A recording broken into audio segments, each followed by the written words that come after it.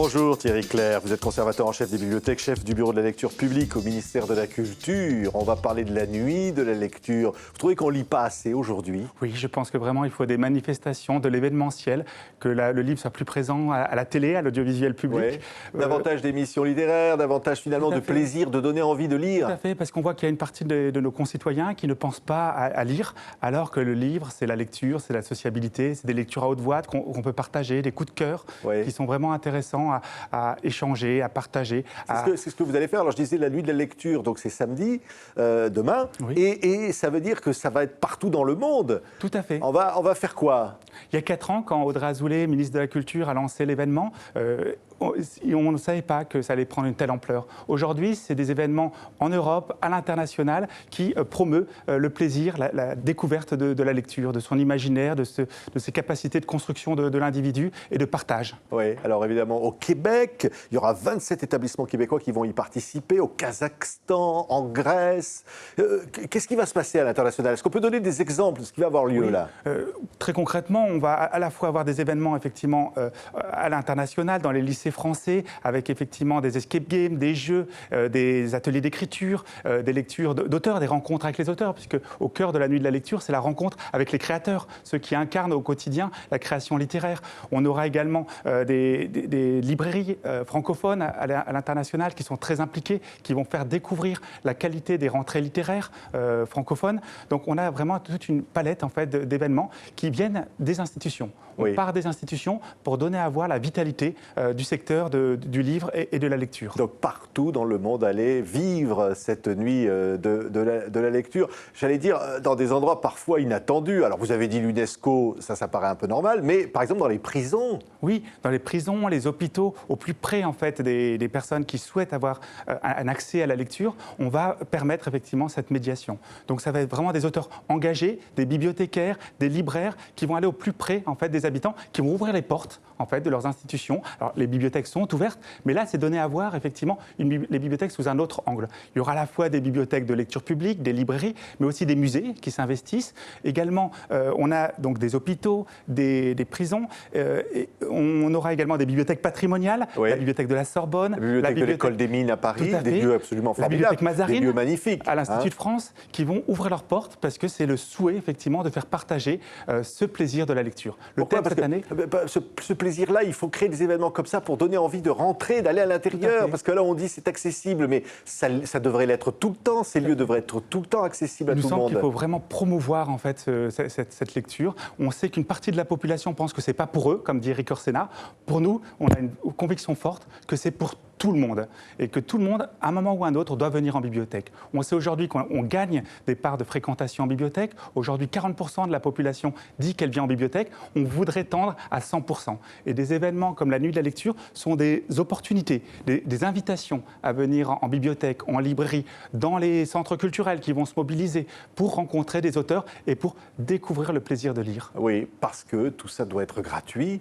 Tout ça doit être ouvert. Ouvert. Ce sera de la convivialité. Ce sera de la sociabilité, ce sera pendant un week-end le temps de prendre le temps de lire, de rencontrer les autres, d'autres univers, d'autres créations, un dialogue des cultures comme au Havre, avec le goût des autres, vraiment ces interactions avec l'humain au cœur en fait de ce week-end. Alors je cite encore à Dakar, librairie Claire Afrique, à Taïwan, librairie Le Pigeonnier, au Japon, l'Institut français, au Kazakhstan, je l'ai dit, c'est absolument un événement planétaire aujourd'hui et qui défend finalement au fond la francophonie. Tout à fait. Et on est très content que l'UNESCO soit partie prenante dès cette année en fait de cet événement et le relaie très largement.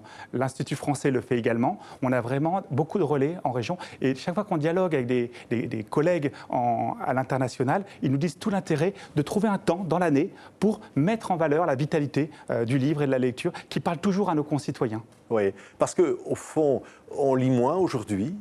Qu'est-ce qu'on peut dire?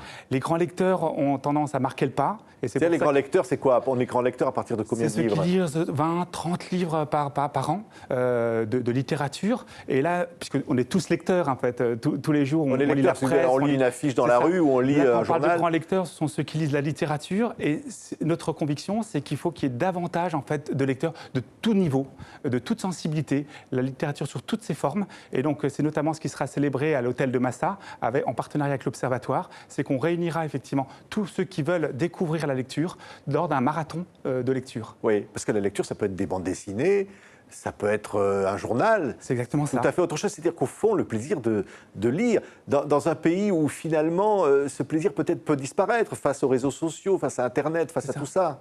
Vous faites bien de mentionner la bande dessinée, puisque cette année, c'est l'année 2020 bande dessinée. Donc, on a beaucoup d'événements qui porteront effectivement, en lien avec le festival d'Angoulême, sur la bande dessinée. Donc, il y a vraiment une mobilisation en fait, sur tous les types en fait, de genres littéraires et tous les types de genres littéraires nous paraissent importants à mettre en avant. Il n'y a pas que, comme on dirait, la grande littérature. C'est exactement ça. Oui. Il est important d'avoir une grande littérature, puisque c'est une littérature qui incarne des valeurs très fortes. Il est aussi important que tout public, en fait, pense que la littérature, c'est pour lui et qu'il trouve des ouvrages adaptés en fait, à ses goûts, oui. à ses plaisirs, à ses intérêts. Quand vous disiez il y a des grands lecteurs, il y en a aussi qui ne lisent pas. Est-ce qu'il y a encore dans la population des gens qui ne lisent pas, qui pourraient lire? Malheureusement, en fait, on sait qu'en France, 7% des personnes sont dites illettrées, d'après l'Agence nationale de lutte contre l'illettrisme. C'est vraiment un combat de tous les jours, de tout l'ensemble de la chaîne du livre, de l'ensemble des acteurs, des travailleurs sociaux, pour accompagner ces personnes, pour leur faire découvrir que ce ne soit pas des Mozart assassinés, comme disait Saint-Exupéry, qu'on leur donne effectivement les outils pour avoir accès en fait, à ce trésor que représente la littérature. Oui. C'est-à-dire que les bibliothèques ne doivent pas être réservées, élitistes, à une population voilà, qui a cette capacité intellectuelle de comprendre. Tout le monde doit pouvoir y aller. C'est vraiment notre conviction. Et les bibliothèques en France, un réseau de 16 000 bibliothèques et points d'accès aux livres qui se mobilisent tous les jours pour accueillir ce public, on a vraiment la conviction qu'on doit s'adresser à tous les publics. Et donc, vraiment, la nuit de la lecture, c'est une ouverture. C'est des journées portes ouvertes, des bibliothèques, des librairies, pour tout public. Et si ce soir-là, effectivement, tous les publics pouvaient venir en bibliothèque, ce serait exceptionnel. Oui, ça serait exceptionnel. C'est quoi votre but, alors? Réussir? C'est vraiment qu'il y ait des convivialités, qu'on retisse des liens autour effectivement des bibliothèques, du livre, de la lecture, de toutes ces valeurs qui sont consensuelles, qui font le partage en fait de notre société, et qu'on puisse effectivement ce soir-là, donc le samedi 18 janvier 2020, mais aussi autour de cette journée, qu'on pense à des événements. Et on est très content que par exemple les bibliothèques universitaires aient rejoint le mouvement. On a 60 bibliothèques universitaires parmi les plus prestigieuses qui vont ouvrir leurs portes en fait lors de cette 4e édition de la nuit de la lecture. Allez, donc on voit que ce mouvement prend de l'ampleur. On espère l'année prochaine avoir encore plus d'événements au niveau européen, international, avoir plus de types d'équipements, d'institutions, d'établissements, d'associations qui se mobilisent pour la nuit de la lecture, parce que c'est un mouvement qui peut être vraiment emblématique d'une société à reconstruire et à conforter. Merci beaucoup Thierry Clair. Allez, on va lire, on va participer à la nuit de la lecture. Lisez, prenez tous un bouquin, on est là et on va prendre du plaisir. Merci d'avoir été notre invité. Merci à vous.